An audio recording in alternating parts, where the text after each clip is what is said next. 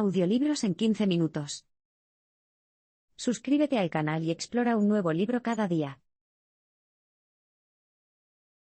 La región poco conocida de Waziristán es un lugar estratégico para los talibanes y los yihadistas. ¿Has oído hablar de Waziristán?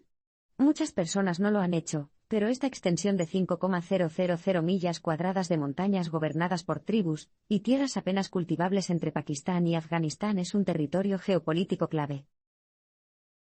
¿Por qué?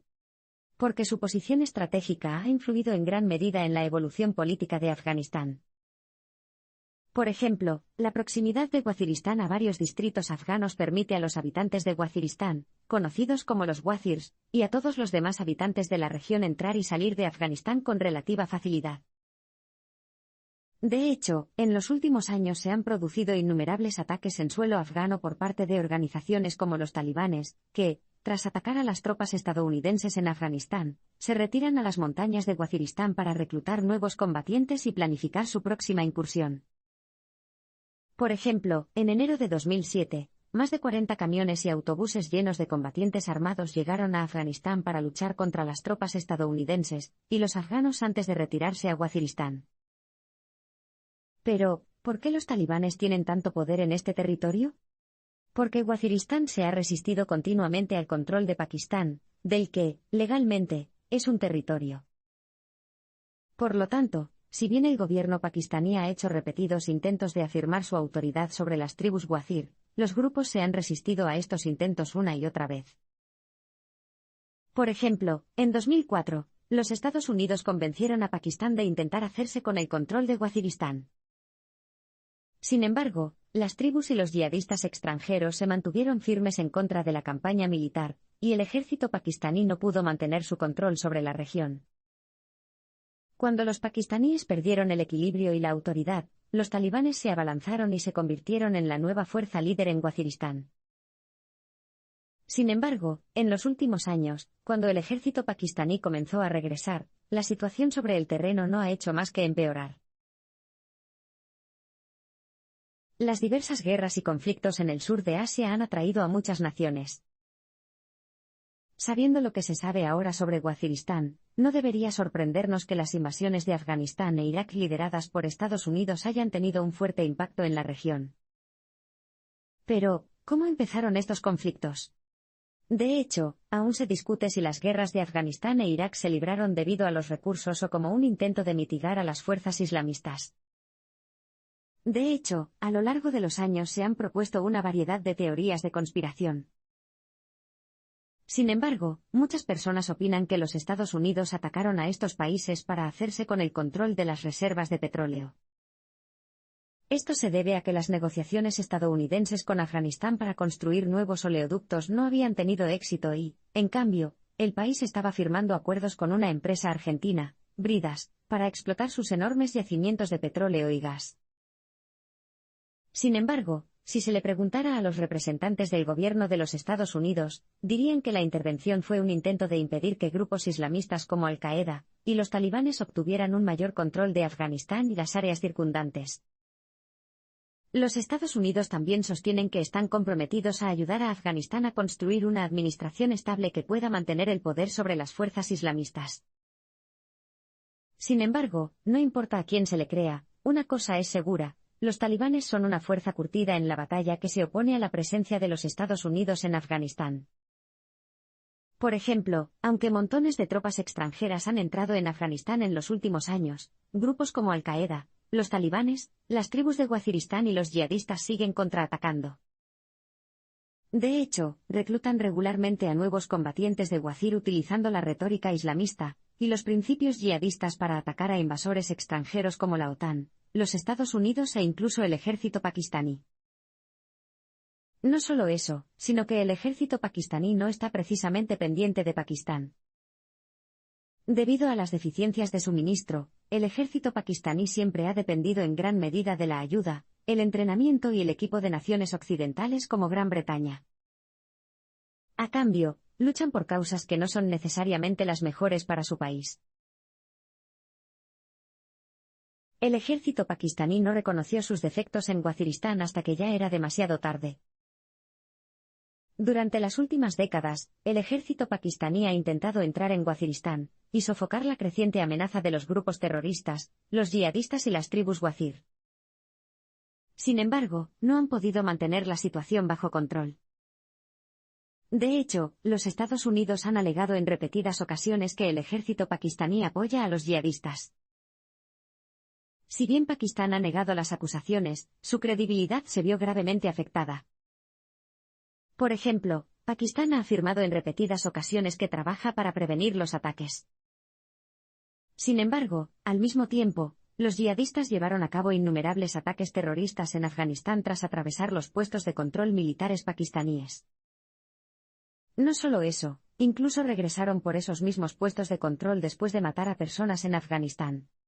Naturalmente, los Estados Unidos querían algunas explicaciones. Sin embargo, en lugar de admitir que estaban abrumados y carentes de personal, el ejército y el gobierno pakistaníes actuaron como si lo tuvieran todo bajo control. Y cuando los militares pakistaníes finalmente admitieron su fracaso, solo lograron dar más poder a las tribus. Esto se debe a que, durante años, el ejército pakistaní había intentado pacificar la región. Sin embargo, en 2006 reconoció sus fracasos y cerró acuerdos con los talibanes y las tribus Wazir, cediéndoles así el poder en Waziristán del norte. Como resultado, los ataques terroristas contra las fuerzas estadounidenses cerca de Waziristán se triplicaron. Las milicias terroristas, que ya no se dedicaban a luchar contra el ejército pakistaní, ahora podían centrarse en las fuerzas extranjeras. La guerra en Waziristán es una guerra de creencias, y se están imponiendo normas religiosas a los ciudadanos de la región. Para entender la situación en Waziristán, primero es útil entender que el conflicto que se libra allí no es una guerra típica, de hecho, es asimétrico. Cuando los países libran una guerra entre sí, las diferencias en la estrategia y el equipo militares a menudo aportan ventajas decisivas a una u otra parte. Sin embargo, la situación en Waziristán es completamente diferente. El ejército pakistaní se enfrenta a un enemigo que no se parece a ninguno para el que hayan sido entrenados, terroristas e insurgentes que emplean tácticas poco convencionales en una zona que les resulta tan familiar como la palma de sus manos. Como resultado, la guerra se libra de manera diferente a la mayoría. Pero, ¿qué significa esto para las personas que viven en la región? De hecho, la gente de Waziristán se ve obligada a cumplir reglas extremadamente estrictas. Por ejemplo, los insurgentes exigen que los wazirs, y los que viven en los distritos colindantes acaten la sharia. Como resultado, los jueces no pueden presidir ciertos casos, se prohíbe a los hombres afeitarse la barba, la música y la televisión están prohibidas, y las mujeres están obligadas a llevar burkas. ¿Y los que no siguen las reglas? Los matan o los obligan a someterse, a pesar de las vehementes protestas. Este control estricto tiene sentido si se tiene en cuenta que esta guerra de convicciones es en realidad una guerra contra las mentes del público, lo que significa que no se trata de quién gobernará el Estado, sino de convicciones y creencias. Básicamente, el bando que se imponga a la hora de convencer al público de que tiene razón, de que son los verdaderos luchadores, será el ganador a la larga. Por lo tanto, los talibanes no luchan por ciudadelas o ciudades simbólicas, sino por el control de las mentes de la gente. Hay que abordar los problemas sociales de Waziristán y sus problemas con Afganistán. Hoy en día, Waziristán se enfrenta a innumerables problemas, desde el conflicto con Afganistán debido a las amenazas a la seguridad en la región hasta problemas sociales profundos, como el alto desempleo y el escaso acceso a la educación. Con tanto que arreglar, ¿por dónde empiezas? Bueno, lo primero que hay que abordar son los problemas entre Waziristán y Afganistán. Por ejemplo, en lugar de dejar que los militares sean los principales representantes en la zona, deberían realizarse intentos estratégicos para movilizar a la sociedad en general para mantener a los talibanes fuera de la región.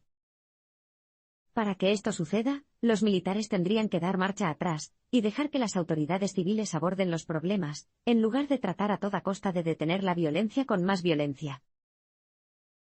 Pero eso es solo el principio. Waziristán también necesita invertir en una variedad de desarrollos sociales en los próximos años. De hecho, si el gobierno pakistaní tiene verdaderas esperanzas de paz en la región, tendrá que iniciar programas a gran escala para jóvenes desempleados. Esto se debe a que las proyecciones actuales de jóvenes desempleados en Waziristán se sitúan en la asombrosa cifra de 80.000. Estas personas son especialmente propensas a ser reclutadas por los talibanes, lo que les ofrece a ellas y a sus familias un medio de supervivencia.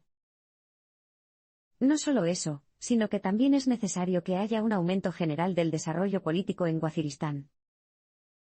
Para que este proceso tenga éxito, debe estar abierto a todos los partidos políticos, y no solo a las fuerzas tribales internas que compiten por el poder. Y, por último, es necesario para que se produzca un desarrollo general. Un buen punto de partida sería construir carreteras, extender las redes de Internet y teléfono a la zona y capacitar a una fuerza policial. Si bien ninguno de estos cambios será fácil, son la única manera de que Waziristán evite que se deteriore aún más, y la única esperanza de un futuro estable.